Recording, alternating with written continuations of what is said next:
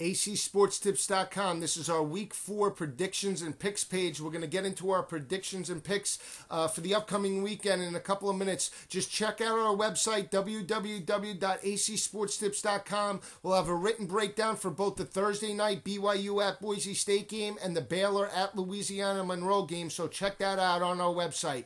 It's time to separate the pretenders from the contenders. A couple of teams last week taking a step forward, moving to the forefront, others taking a step back. We're going to get into the games that we gave you an analysis on right now and a couple others. Let's look at the big one, Notre Dame and Michigan. 18th ranked Michigan traveling to Notre Dame to take on the Fighting Irish. This is traditionally a tough affair. It's a toss-up usually. Michigan has owned Notre Dame over the last 6 years. They're 5-1. Brian Kelly is 0-2. However, judging off of last week's performance and judging off of both sides of the ball for the Irish, I think the Irish will be up for this game, and I'm looking for a dominant effort out of Notre Dame, 35-17. I'm not sold on the defensive front for the Wolverines. They haven't fixed the problems in the run defense, especially against Alabama. They struggled. They struggled at home against Air Force. I don't look at last week, the win over UMass, as a good gauge because they were playing inferior talent. They're going to go up against a team right now in Notre Dame, in my estimation, a top 10 team on both sides of the ball. That offense and defensive lines for Notre Dame playing as good as anybody in the country. I think the defense, led by the front 3 defensive linemen, will stuff the running lanes and force Denard Robinson out of his comfort zone, and to date, he hasn't shown me that he could be the pocket passer that many thought he would be. He struggled against Alabama. He struggled against Air Force, and that effort last week against UMass was just window dressing in my mind.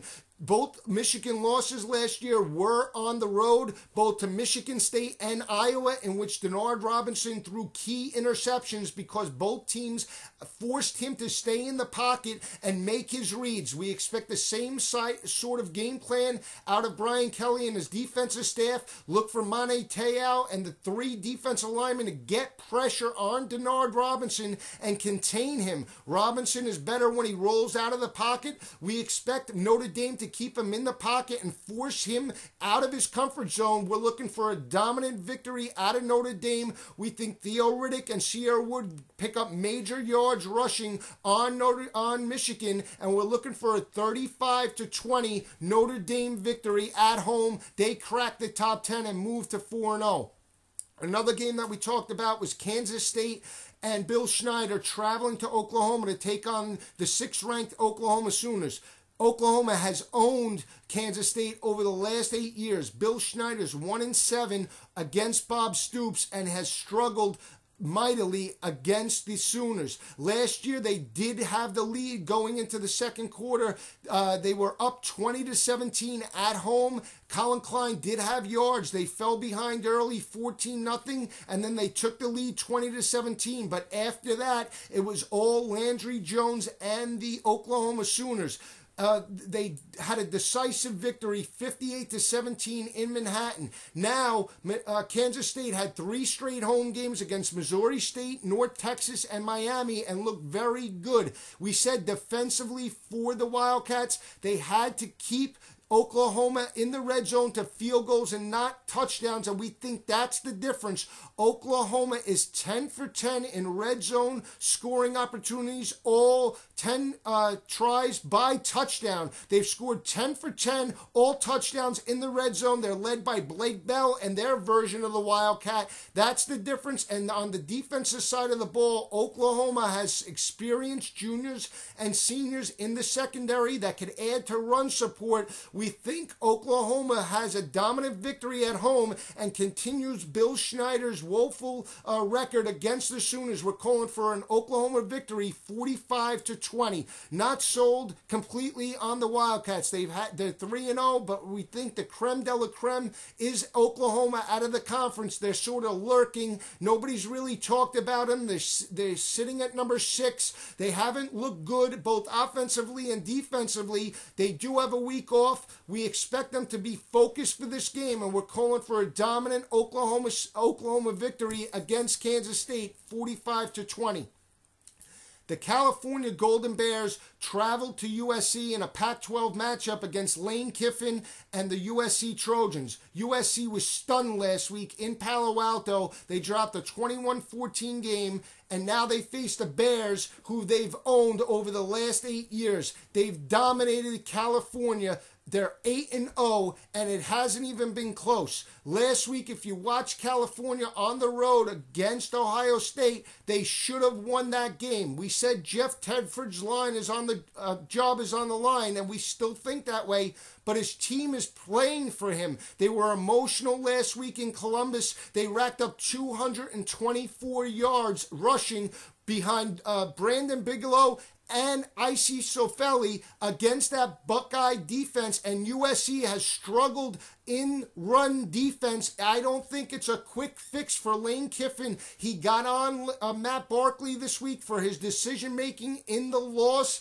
against Stanford. A lot of finger-pointing, and that's a tough motivational job going forward. I don't expect USC to just bounce back and run the table. I think they're in a very tough game in USC at home against California. We expect California to be emotionally in this game. They got some confidence last week. Expect that to carry over this week on the road against USC. We're calling for a California victory, 28-24. We think Zach Maynard could get some yards on that secondary of USC, and if they can run the ball, California, they will be able to keep Matt Barkley and that high-powered offense off the field. They had some problems offensively, USC, on the offensive line.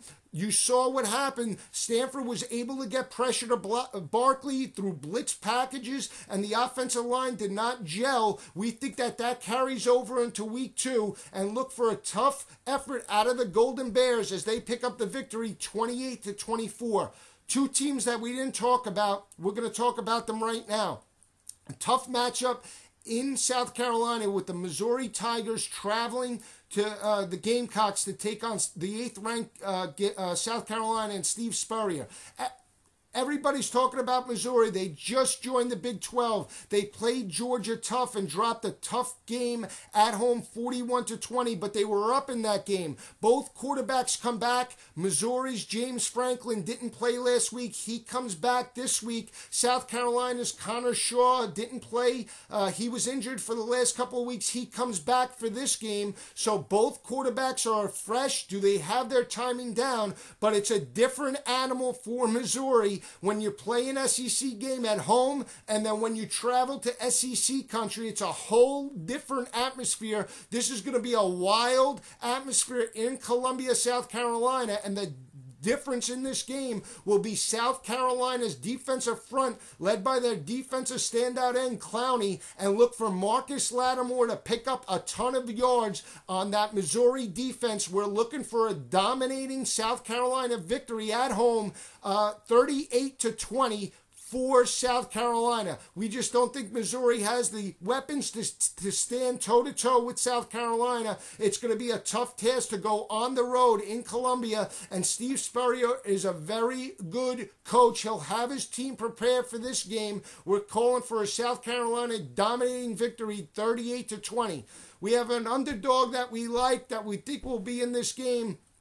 Washington State, it's homecoming. Mike Leach, the new coach in the Pac-12, his team has struggled to pick up his system, yet they're sitting at 2-1. If you watched the game last week against UNLV, Connor Holiday looked a little bit erratic at times. He had a very good first half. In the second half, he struggled a bit against the UNLV running Rebels. Well, they play Colorado, who's 0-3. They've struggled. They've had some bad luck They lost their opening round game to start the season 22-17 to their in-state rivals, Colorado State. They followed that up with a heartbreaking loss at home to Sacramento State. And then last week they got routed on the road against Fresno State, 69-14. They've looked horrible, but we like head coach John Embry. Look for Eric Bieniemy. He's coming. He's the offensive coordinator. He'll be on the sidelines for this game. We expect a different approach out of Colorado. It is a Pac-12 game, their first Pac-12 game of the year. We expect them to come into this game with enthusiasm, with a full-fledged effort, looking to erase the first three games. We're looking for Colorado to pull off the upset. We like running back Tony Jones. We think he adds good balance for that Buffalo offense. Connor Wood gets the start at quarterback. We just think Eric Bieniemy will use a ball control type of offense. And if it's one thing Washington State showed to date, their run defense is not that good, and the way they run the football is not their strength. They're sitting at 121 in the all 1A teams of rushing. They haven't been able to run the football, Washington State, and their run defense is not very good. Teams have been able to run on the Cougars. We expect Colorado to have a sort of a toned-down ball control attack, time of possession. We think they come into this game emotionally fired up. It's homecoming for Washington State, but expect a valiant effort out of the Buffaloes. We're going to call for a 21-17 Buffalo victory on the road in the upset. We're not sold on Mike Leach's squad yet. Jeff Toole is questionable. The starting quarterback, Connor Holiday, picked up last week, but he looked a little bit erratic.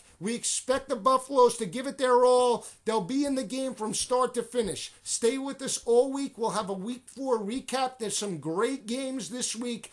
Clemson traveling to Florida State. Keep your eye on that. That's a key ACC game. We'll have a recap of that at the end of the week. A couple of injury notes as well. LSU's Alfred Blue, starting running back for LSU. Alfred Blue out against Auburn in the Plains in Auburn Saturday night. Alfred Blue is out. So keep an eye on that. That should be an interesting matchup as well. And then we're going to be watching Akron traveling to Tennessee as well. That's an interesting matchup. Tennessee has to be emotionally deflated against Florida in that stunning loss. Not this weekend, but the next weekend, they play Georgia. They're going to face a high-powered, high-octane attack in Akron. So we'll be just watching that game. We want to see how that transpires. So there's some great games, and we're going to talk about it in our Week 4 recap. Stay with us at www.acsportstips.com.